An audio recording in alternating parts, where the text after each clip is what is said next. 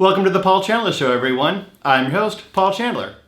In the last episode, we looked at a skin simple repair closure. In tonight's episode, we're still going to use the Padzilla, and we're going to be looking at a complex repair closure. That way you can compare it to the last episode, the simple version, to tonight's episode for the complex version. So we'll be using the Padzilla and then seeing the procedure being performed. That way, then I'll be dictating it again so we can look at how the provider is doing the surgery, and we'll be linking up to the documentation that as coders, we'll be using to translate what the doctor did in the documentation to the codes to submit off to insurance. So stay tuned and we'll be right back using the Padzilla, and tonight we'll be examining the complex repair skin closure.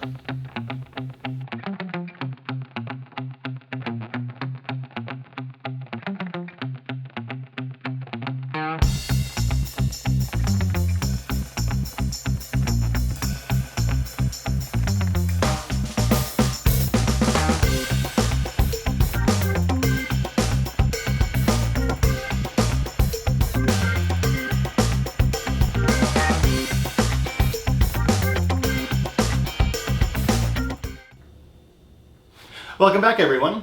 So in the last episode, we looked at how a simple repair closure is performed. So tonight, we're looking at to see how a complex repair closure is performed. And just like the last episode, we're not looking at it on human skin. So kind of lower down the easiness and the queasiness a little bit. So with the complex repair closure that we have, so we have non-human skin we're actually looking to be performed on. We have the different layers of the skin itself. So we have the epidermis, dermis, subcutaneous tissue. And then we also have the fascia and the muscle. So how it's color coded in this material. And this material is very close to representing how skin will react. So then that way then providers will practice on this type instead of having to cut a person open just to close them back up. So with a complex repair, you're going to go to the different layers of the skin itself with different layers in the tan and the yellow color, the fascia in the white, and the muscle in the red.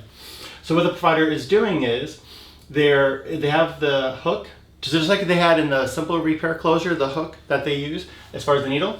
They place it on one side of the skin. But also we're actually going deeper down. We're going to the muscle and the fascia. So the hook goes through the one side of the muscle and the fascia. They hook it through, just like they did in the simple repair, but for the skin level.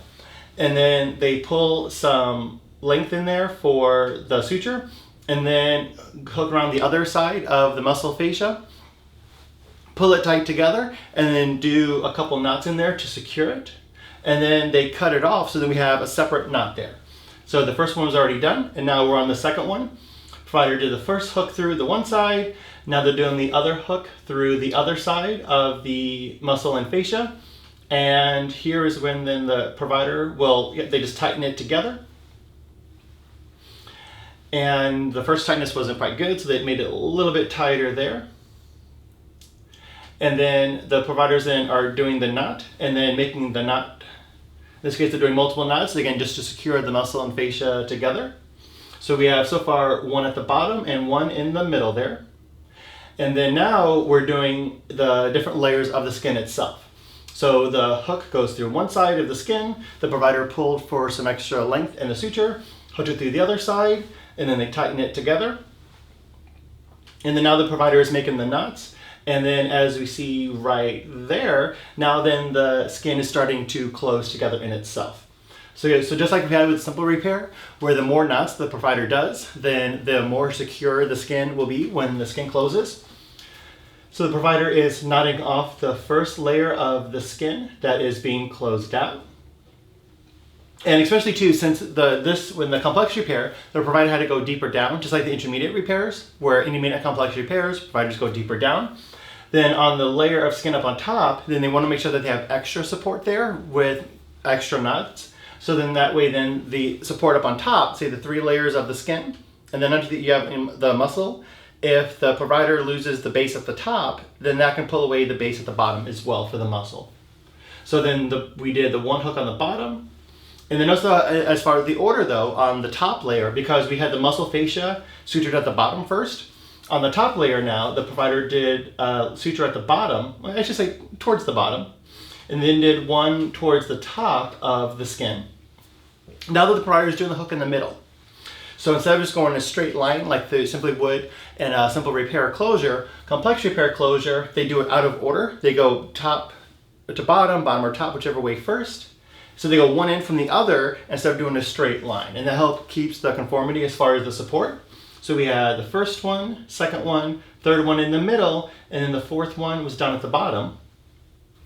And then now that we have those 3 bases as far as the main locations for the sutures on the skin level, now then the provider is going through, and notice the hook was made a little bit wider around.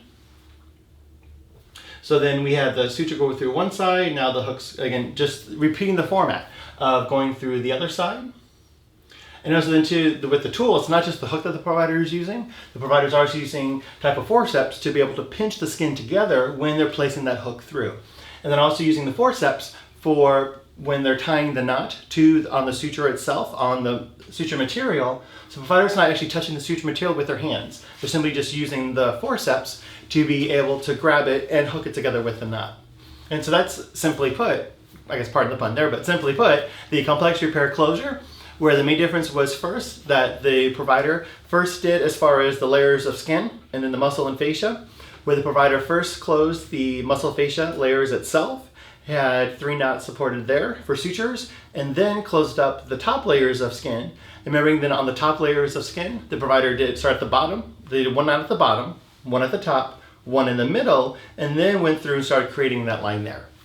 So thank you for watching this episode of the Paul Chandler Show, where we looked at clinically how the complex repair closure is performed. And have an awesome rest of your day.